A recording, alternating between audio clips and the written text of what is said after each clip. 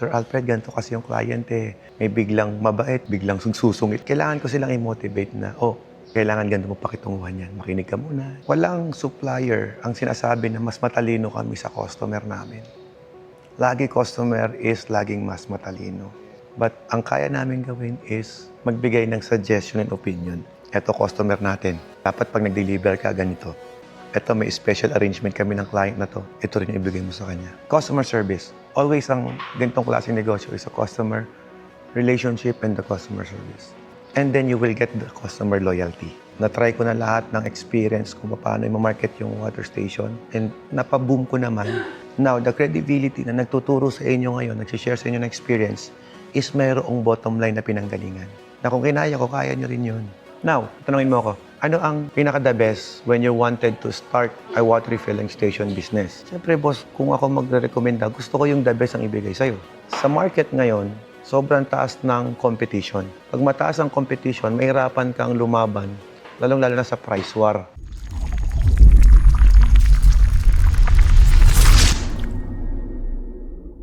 Ma'am, sir, I'm Alfred. John Pleased to po. meet you, Jomi, and Ma'am Jaira po. Jaira from Pampanga. Si Ma'am is a teacher. You are engineer sa Mechanical hospital, mechanical. So kilala mo si Greg. Andito kahapon na yung taga-Abot. Siya yung trusted na gumagawa ng mga makinarya ng Abot 2 days ago. Kaya lang nabanggit ko kasi related sa work mo. So, kasi sa amin naman may RO system kami. This is also RO system. Ang totoo niya na I'll be honest with you. Mas masarap kausap yung mga agaya mo na marunong sa technical at engineer. Naiintindihan mo kasi yung pinag-uusapan natin. Pero usually mga bibili dito, sir, hindi naman ganyan. Minsan nga, security guard, bibili dito ng machine. Delivery boy ng water station, nakaipon, magbibili ng machine. Imagine mo, from the scratch, tuturuan namin yun. Teacher, anong alam sa technical?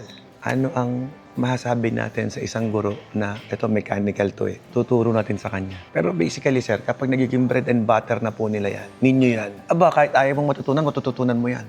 Kasi kumikita kayo dyan. Kasi ang pinakamabigat dito, ma'am, sa water station is documentation. Ang operation kasi pinadali ko na Switch mo lang, 4 na switch lang yan. And then, sasahod ka na lang. Maintenance, fully automatic, kusa naglilinis. Every month lang ang palit ng filter. So, ibig sabihin, sir, kahit every month ka lang magpakita ron, pwede. Kaya lang ang documentation, araw-araw yun, hindi pwedeng. Kung ano yung pumapasok talaga. Oo, correct. That's correct. Ang mabigat sa lahat, sir, is the documentation side. Pero kayang-kaya ni ma'am yan. Yung mga school module nga, kayang-kaya niya. Hindi naman pwedeng hindi namin paghatian yung trabaho. Oo naman. Saka ito, ma'am, ganito yan. Kapag nakagawa ka na ng system sa water station, on your own lifestyle, as teacher, ma'am, I don't say na mag-quit ka as teacher. Hindi. You will continue. Even ako, ganun din. Kayo din, ganun din. Hindi ko naman kailangan mag-resign. Kapag may sarili ka ng system, you don't need na laging nandun. Kasi bawat lumalabas sa tubig, may metro. Kumpletin mo na lang. Andali. System lang talaga, system. Yan ang problema. Pag wala ka nagawang sistema, yun ang problema. Kasi may minimize natin yan. Kagaya kami. Sabi ko nga itong company ko, has own system na. Kaya I do travel a lot kasi marami akong bansang napupuntahan while running my business. Paano ko ginawa? May sistema. Kahit tulog ka na, sir. Ganun, di ba? Hindi naman. Natutulog din naman sila Even yung mga staff ko, may may sarili silang system. Natural, sir, maganda po yung trabaho niyo. Ganun naman ka. Yun nga lang ako, hindi tayo nakakaipon kasi nga sumasapat yung kita natin kasi lumalaki din yung lifestyle natin. Actually, sir, lifestyle lang talaga. I-adjust mo yung lifestyle mo. Kung gusto mong kumasya. Opo. Totoo yun. Di ba? Mag-adjust ka talaga. Dati wala kaming sariling bahay dahil trabaho kami. Nakapunda. Oo, sa akin, ito, ang thinking ko sa ganyan. You could still continue your profession. You are as a biomechanical engineer and si ma'am as teacher. Bigyan mo lang ng 2 buwan yung water station. 2 buwan lang. Bakasyon.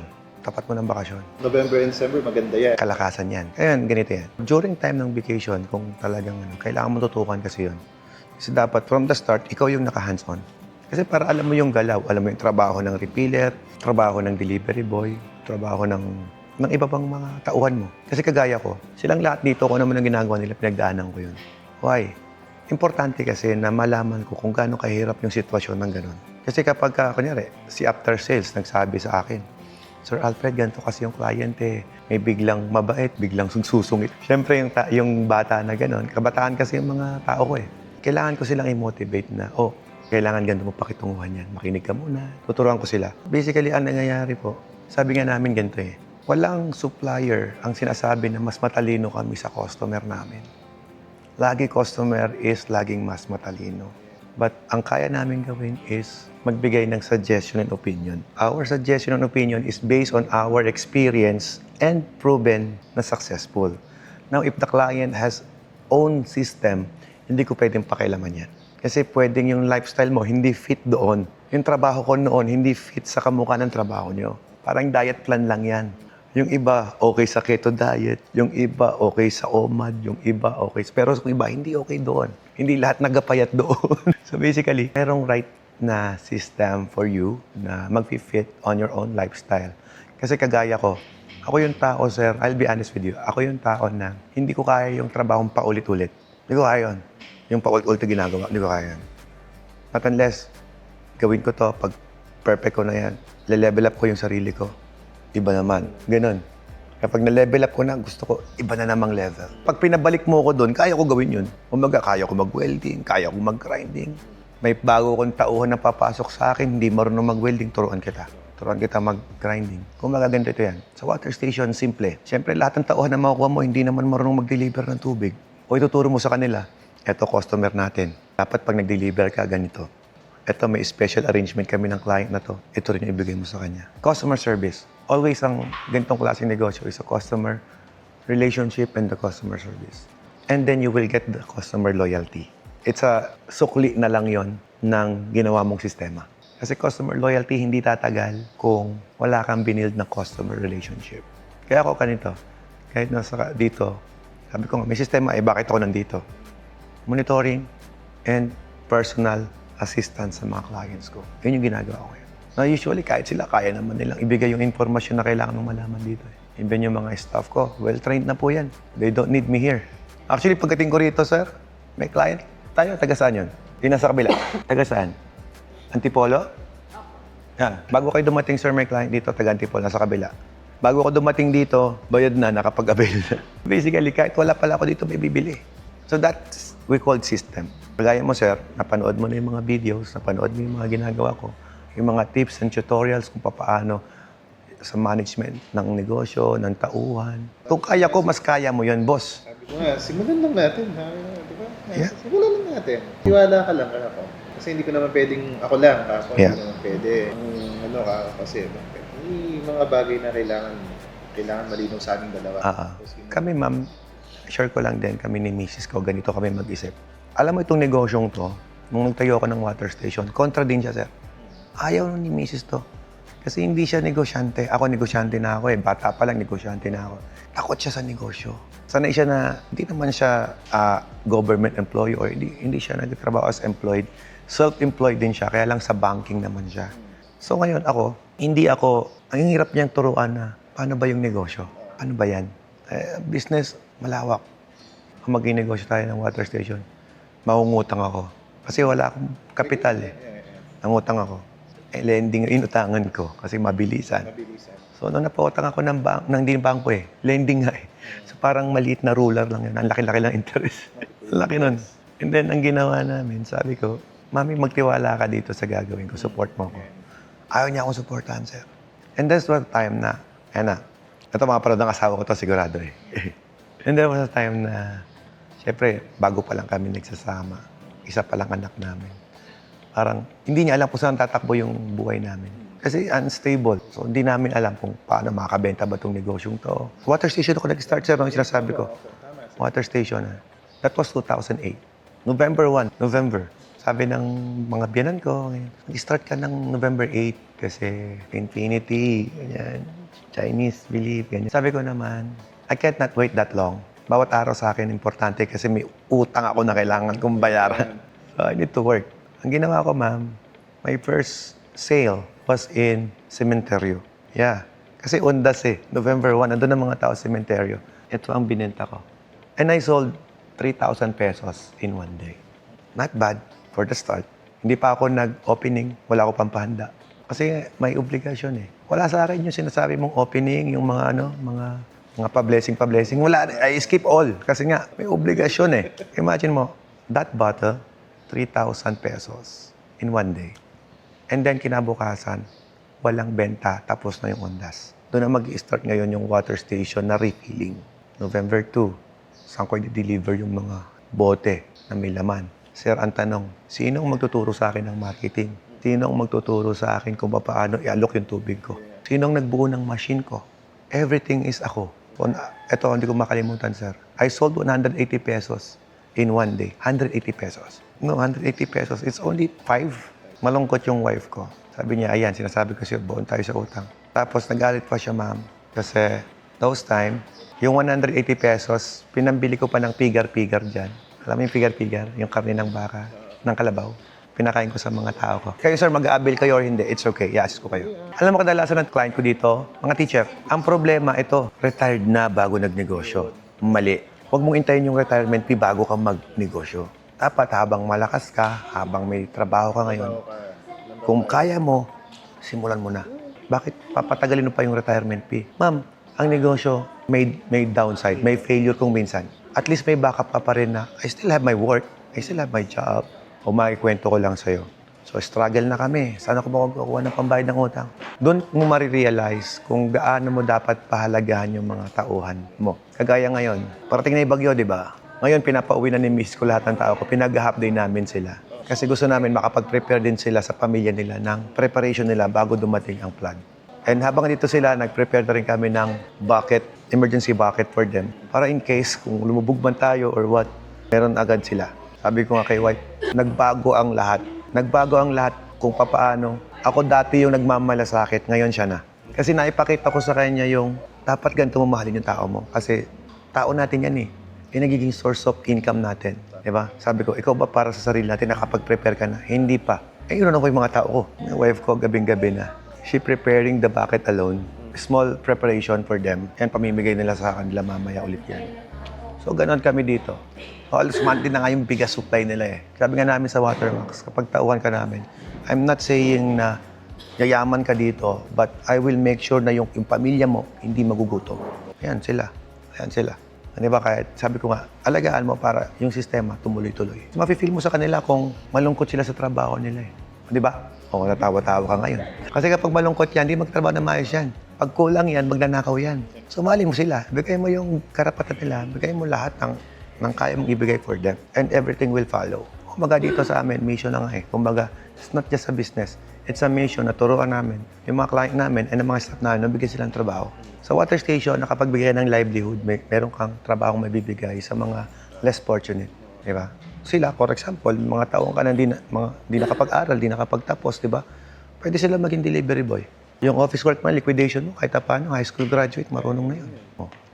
Diba? Habang, kung pangarap pa nilang mag-college, edi kapag nakaipon sila, ito, meron na. So, ang point dito, sir, ito. Nag-start ka kami ni Mrs. Sobrang, hindi naman mahirap. Mahirap kasi pag di mo gusto. Tama. Diba? So, sir, nag-marketing ako. And syempre, I experienced rejection. I experienced lots of rejections. Na-try ko na lahat ng experience kung paano i-market yung water station. And napaboom ko naman hanggang sa umabot ng 2 months. Ang 2 months ko, ma'am, sir, pinalayas na ako ng asawa ko sa office table ko. Kasi in that 2 months, ma'am, kumikita na ako ng 3,000 per day, daily. Not good enough. Hanggang sa umabot ako, sir, ng 7,000 a day. So, siya yung sa documentation, ako sa marketing. After 2 years, lahat ng utang ko, nabayaran ko na. After 4 years, ako na yung nagpapautang. Hanggang nagsatayo na ako ng sarili kong manufacturing. So, ibig sabihin, sir, nangyari po niyan, naging successful water station operator muna ako bago ako nag-manufacture. Now, the credibility na nagtuturo sa inyo ngayon, nagsishare sa inyo ng experience, is mayroong bottom line na pinanggalingan. Na kung kinaya ko, kaya nyo rin yun. Diba? Mas kaya nyo, mas professional kayo eh. Hintay lang. Ang ano kasi namin, dahil na Pagkanis, lulong lang kami sa Saan yung lugar itatayo? Sa San Fernando, Pampanga. Okay na, alam ko na, sir. Ang may recommend ako, package 9. Kahit di ka na mag-10, okay na yung 9 doon. Pero, by the way, malaman ko anong water source niya. Prime water kasi yung ano namin. Okay, ganito kasi yan. Kapag nakanawasa ka, syempre gusto ko yung 10 ang kunin mo. Kasi mas efficient yan sa tubig. Pero kung naka-deep well ka, kaya na yung 9. Okay, kaya rin sa deep well to. Yung 10. Ito yung 10, ito yung 9. What is the difference between the two? Package 9 is 4 times na matipid sa ordinary water refilling station. 4 times. Okay, ganito. Sabihin mo na, sir, sa ordinaryong water station, 4 na piso ang puhunan. Sa isang container ang pinag-uusapan. Isang container ganyan, 4 na piso. Yun yung cost ng laman. Okay? Ngayon, kung package 5 ka, mga 3 pesos. Kung package 7, 2 pesos. Kung package 9, piso. So, yun yung cost ng laman sa loob. Okay? Ngayon, kung 10, almost 50 cents na lang. Why? Kasi instead na itatapon mo yung tubig, nire-recycle natin ito. Kaya siya medyo pricey kasi iba yung technology, iba yung design, iba yung system, iba yung product. Yun yung reason kung bakit makita mo parang, uy, 200 plus ang difference, ito yung nagbago.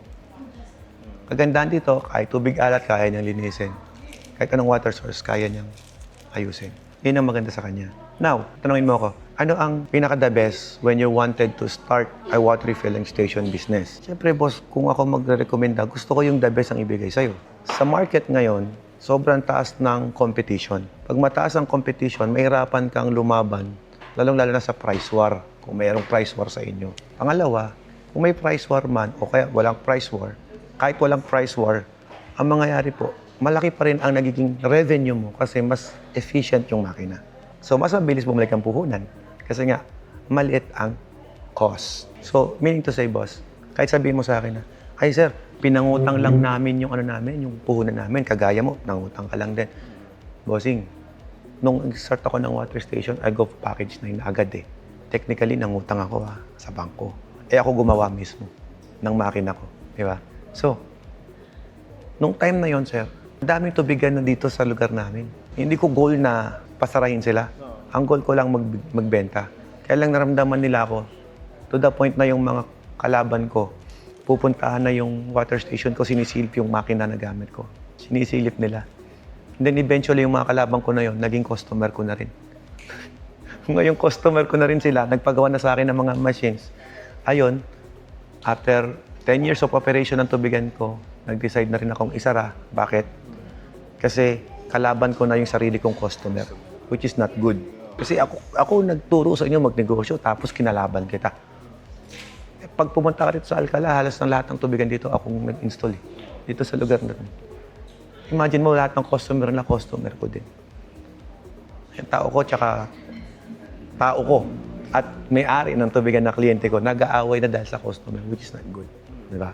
So, kaya sabi ko, sige, mag-giveaway na ako. Pero, last time, ngayon, mayroon pa rin akong tubigan, pero nakasara. Pero masasabi kong kumikita. Bakit? Sa company ko pa lang, ilan sila dito? 80 plus kayo, di ba? Sa isang araw, sa isang linggo, ma'am, may umubos kami ng 50 bottles. Computein mo kung magkano titipid ko. Magkano dapat yung binabayaran ko kung bumibili pa rin ako ng tubig. Doon pa lang, boss, kahit sabihin ko nakasara yung tubigan ko, kumikita yun. Di ba? So, walang lugi eh. Kasi mismo ako customer eh. Ano lang, clarification lang dun sa, yung sinasabi siya kanina, Reject, which is yung sinasabi mong i-recycle. Tama po ba, sir? Mare-recycle yung 60%. Yes. Nung water Ng water na dapat supposed to be tatapon. Nagkaka-reject ka dahil naglilinis ka ba ng... No. Di ba nasa RO system ka, sabi Yes, mo? sir.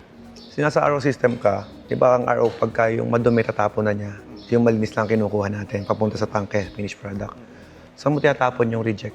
Kami, ang reject namin, pinalilinis lang namin ng mga... Pang household, kanal, pwede na, di ba? Tatapon mo doon. Eto boss, yung reject, ilalagay ko pa sa tangke, tapos papapasokin ulit sa system. Magiging product pa din yun. Magiging product pa rin. Yun yung malaman kung pwede bang... Pag sinabi bang reject, pwede bang iulit? Pwedeng iulit pero gagamit ka ng ibang system, which is ito yung meron siya. Meron siya. Na wala doon. So, kung ako, I will recommend yung 9 for you as a starter. Kasi, sir, lahat ng advantage nandun na eh, sa'yo eh. 9. Efficient na yun eh. Okay na yun. You can start with the high-end package. Tapos yun nga, nagtanong pa kami kasi sabi ko, siyempre hindi mo lang basta gagawin ng bottled eh. Siyempre mag-deliver ka. Sabi ko sa kanya, nakikita ko rin dun sa minsan na nag-vlog ka. Meron bang mga kolong-kolong? Oo. Ito kasi sir sa Watermax, one-stop shop ka na. Kaya nga, Pan-deliver, signage, lahat po andito. tapos sa kanila, bibili eventually yung mga bottled Pwede rin para po. Nadia. Yun, binibili rin yun, sir, gano'n. Siyempre, Hindi, oo. ibig sabihin, sir, as needed, gano'n na po ba? Yes, sir. O, paano po? Hindi ko kailan ang required. Yung 2 months, sabi ko nga sa kanya, nagkalat ako ng 2 months na. Ang start mo, sir, sa 2 months, I could say, saka ng mga 500 containers. Mabilis lang mo, boss. 2 weeks lang. 1 week lang ubos na yun. Sabihin mo ko, ano ka lang. Anong mga battle mo, sir? Yung water dispenser? O Oo. may- Yun po ay assignment mo na. Oo. Kasi ikaw ang mag-aaral Pero ng totoo lang. meron po kayong ganun parehas. Yes, meron kami nun. Oo. Tapos, Kung ba't sinasabi ko, sir, na yun ay assignment mo? Kasi ikaw yung hanap ng customer mo. ayan. Meron kayong mga ganun na. Meron Tapos, tayo. Dispenser, pet bottle, 5 gallons, round, 5 gallons na slim. Kumpleto dito. Opo. Teka lang, sir, para masolo mo na ako. Tapusin ko lang to. Ha? What if 2 months ka nang walang pasok? May sahod pa din yan. Walang sahod. 2 months na walang sahod. Ma'am, ito, kahit di mo pasukan, sumasahod. So basically, ganito yan. Kayo, sir, engineer, pag walang trabaho, wala ring sahod. Basically, yung mga trabaho na ginagamitan natin ng physical effort, physical na lakas natin, talent natin magturo, talent natin mag-opera conductor. Lahat ng yan, kailangan ng presence natin. Basta boss, ito masabi ko sa'yo. When you start this business, dapat tama makina.